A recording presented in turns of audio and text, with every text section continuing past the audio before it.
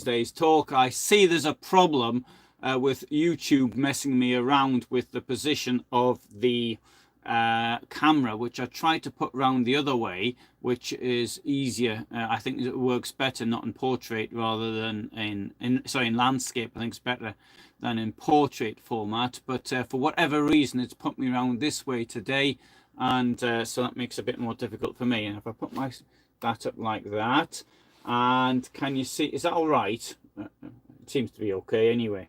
So anyway, today I'm going to talk about the murder of German soldiers on the Eastern Front in the winter of 1941-1942. I need to point out that the evidence for this would not stand up in court. Having said that, it's all highly suspicious what some of these characters were actually doing there, and so I'll come on to that. The Nazis had something called the T4 program at a place called Grafenegg, which is to the south of Stuttgart, in a sort of general area where I am right now in southwestern Germany.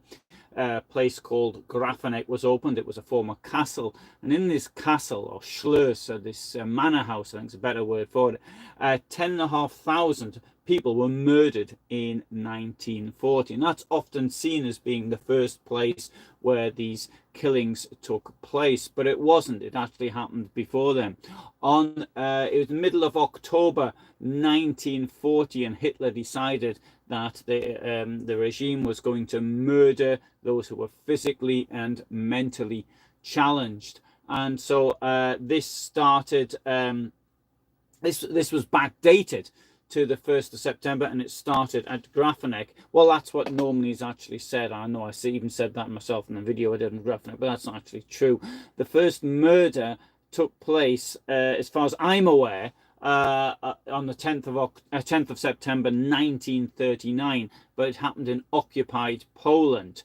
Indeed, the first selection for murder took place on the 3rd of September, Sunday the 3rd of September 1939. About the same time, France hadn't yet declared war on Nazi Germany, just after the British declared war, I believe, and there was a commission went round to a care home in Starogard Gdański, and then they shot one of the people who was in there, ordered the staff to leave his body where it was, and then they decided, and that was to be a threat to the others.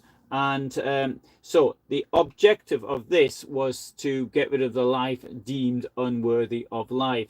Those who were physically and mentally challenged were to be killed. Now, there was within Germany itself, within its 1937 borders, there was a number of places such as Hadamar, such as Pirna, P-I-R-N-A, near Dresden, and Brandenburg, and other places. And in total, in 1940 to say the middle of 1941, around 75,000 people or thereabouts were actually killed.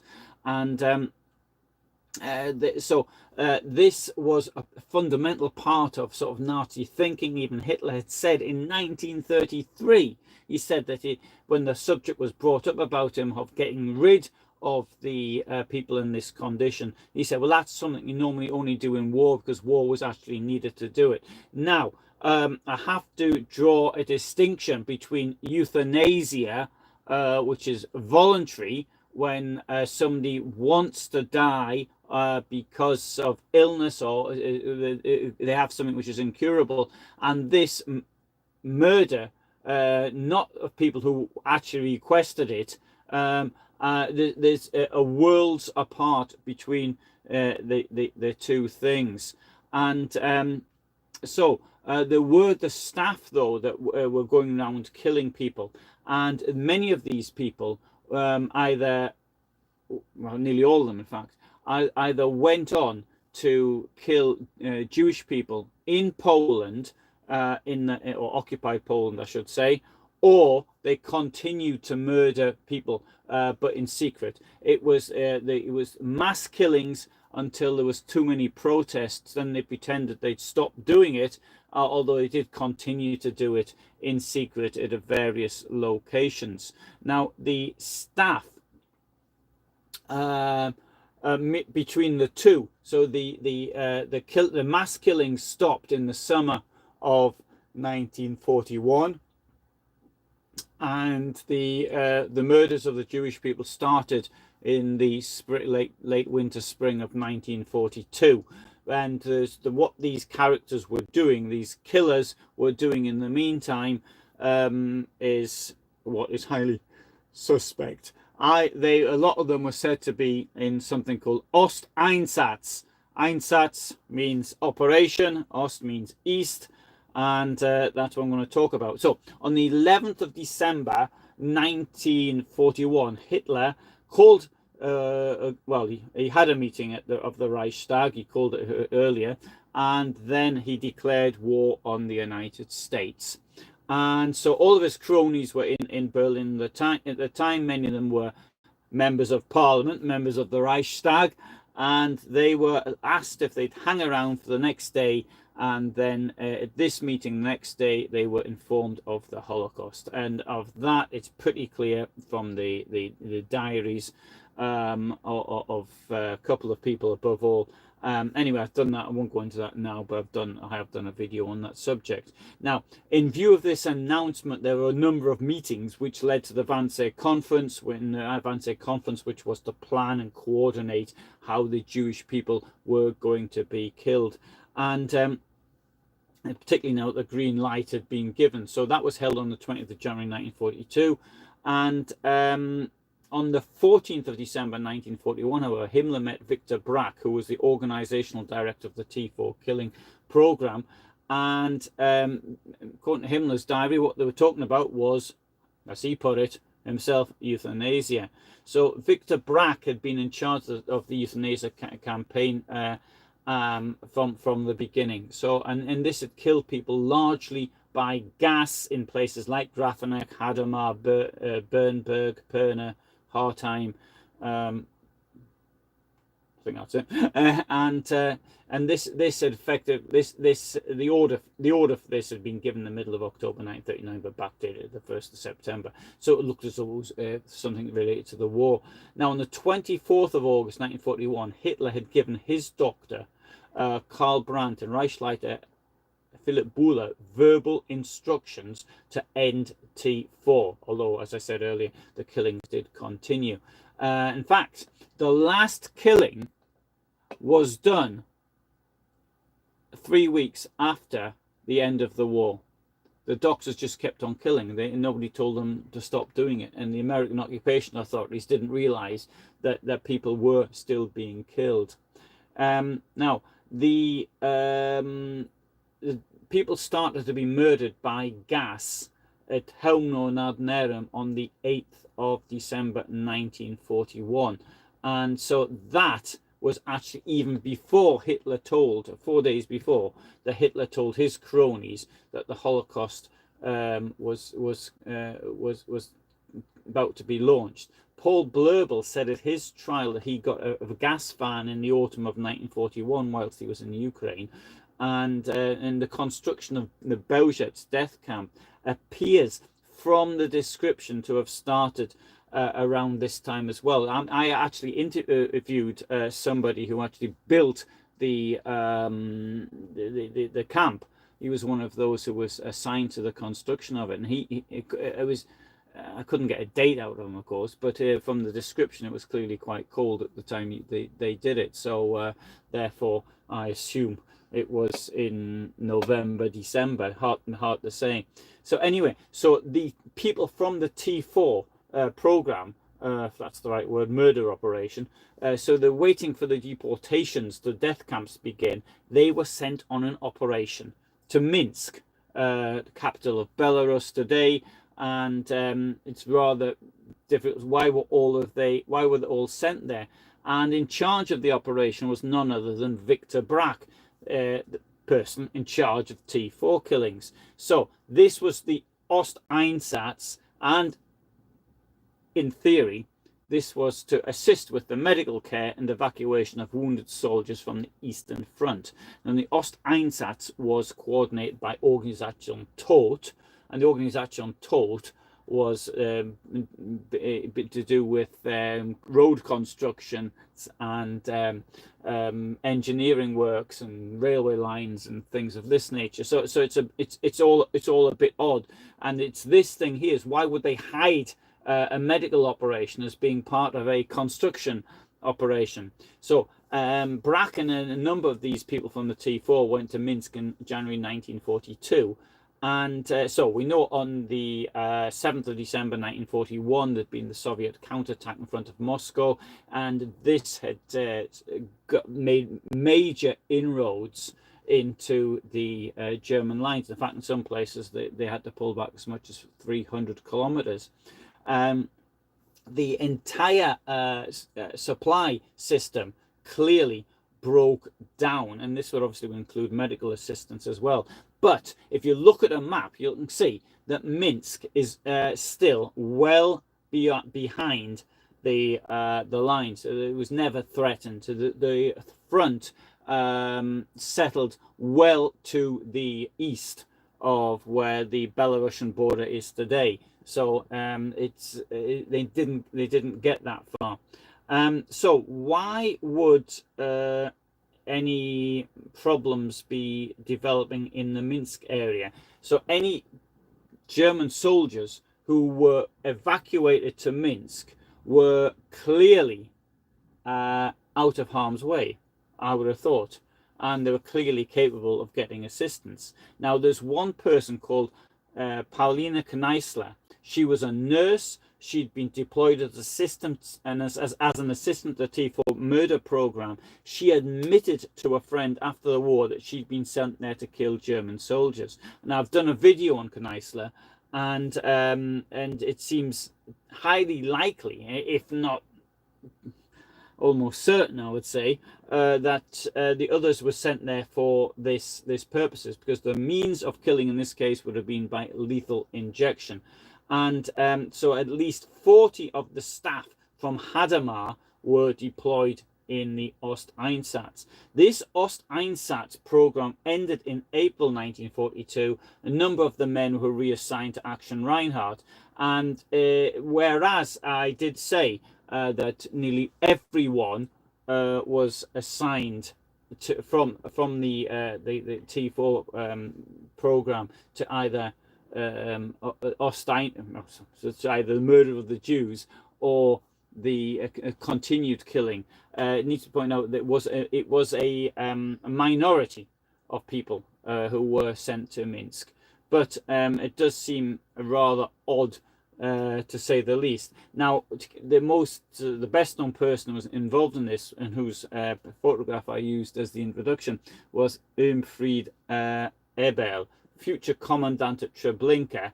He'd been in charge at the Bernberg T4 murder facility, and whilst there he recruited Otto Stadier as a nurse to go with him to Minsk, and Stadier went with Ebel to Treblinka, and it was Stadier who often made speeches of welcome to those who arrived.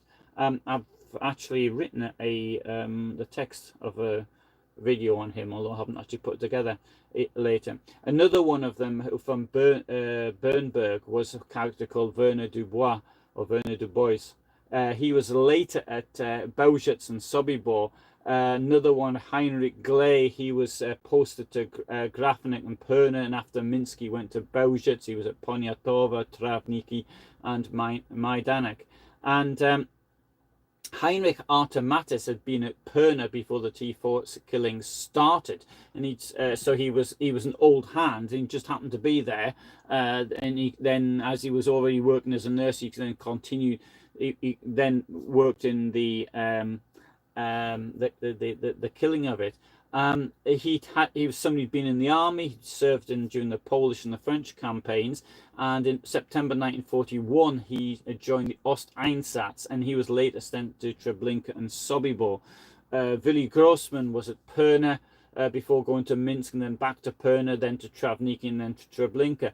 Franz Herdl had been Hartheim, then he went to Osteinsatz and Minsk, then he went to Lublin.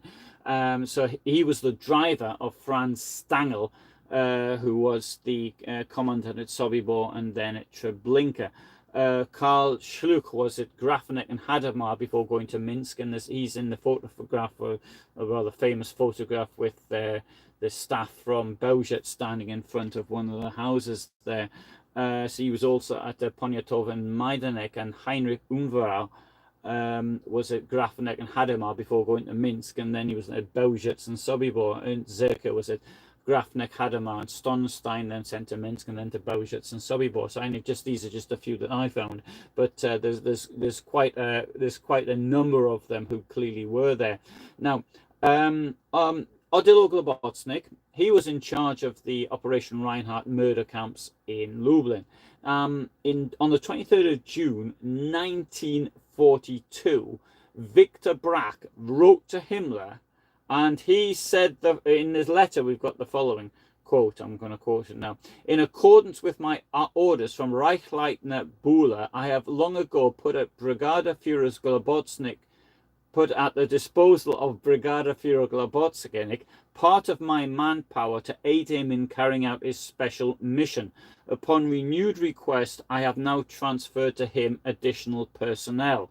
So that doesn't prove anything that they were there to murder German soldiers, but it does sort of suggest that they were people who'd been doing the same job and they were going to Lublin to do it. We don't have anything in writing that German soldiers were wounded. Wounded German soldiers were murdered in the Osteinsatz. And of course, it's always possible that they were there doing construction work. I'm sure that's what they would all argue in court, or maybe they would argue that they were in fact genuinely putting people on trains or looking after the sick or something like that. There are no lists of the dead of people who were selected for what the Nazis termed special treatment.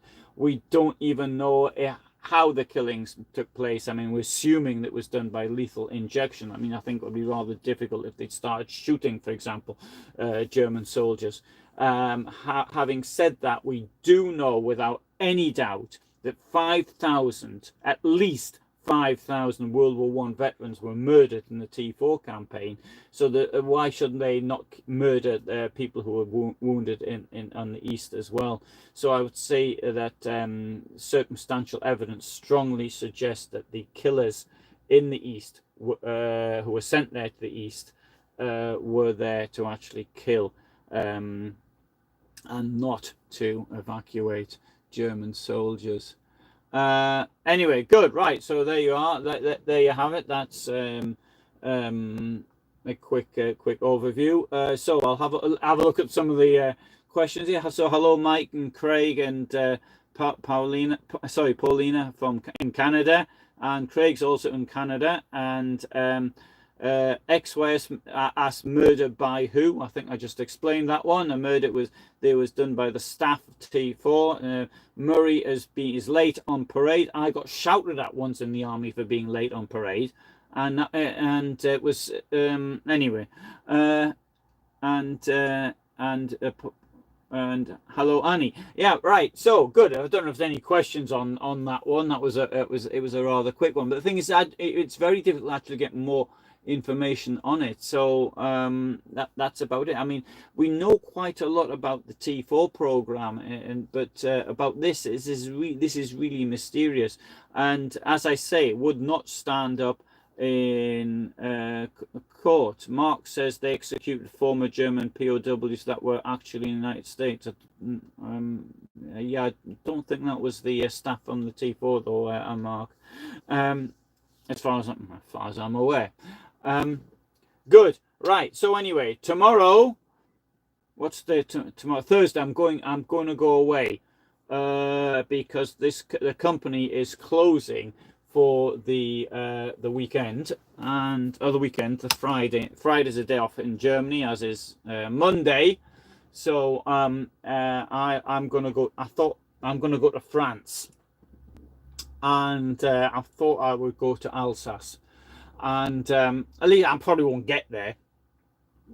I'll probably find something more interesting before I even get there. But I'm going to go to a place called Sternenfels. Okay, Mark says there were Ukrainians executed who'd been loyal to Germany. They were made what Travniki men or something. I'm unaware of executions happening in the United States like this. I'm not saying it didn't happen. I'm saying I don't know about it.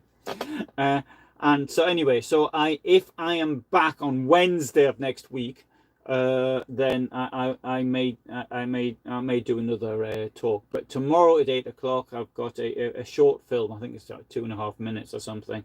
And on Friday there is a video about something. What's it about? Forgotten what it's about. Oh, I think it's quite a good one. It's one of the best ones. It's about the first victims of the Holocaust. And I think it's one of the best I've ever done, to be quite honest. It mightn't be the best in presentation or anything like that, but I think the research, it's one of the best, not the best. The best research I ever did was on Hitler's ashes. But moment. Mark is saying the following. Okay, if I've understood him correctly. Executed former German POWs that went back to Russia, if I've understood it. Yes, that happened. Yes, certainly. The last execution was in 1986 of a somebody who had served. Was it Treblinka? I can't remember, but he was extradited in 86. No, sorry, I know what happened to him. He was from Crimea, and in 1971 he even went to Crimea and on holiday, and they didn't do anything to him then, and he was later extradited to the Soviet Union and he was executed. Yes, there was. So there's at least one there. Okay, so thank you very much for watching, and I need to point out that I have been running some the polls to ask what video you'd want next, and I mightn't be able to get them done because I've got so much work on for my normal work that I can't really manage to do them. So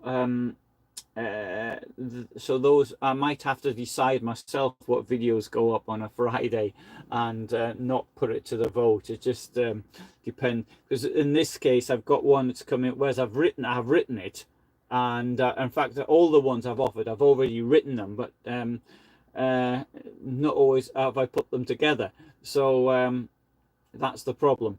Okay then, so thanks for watching.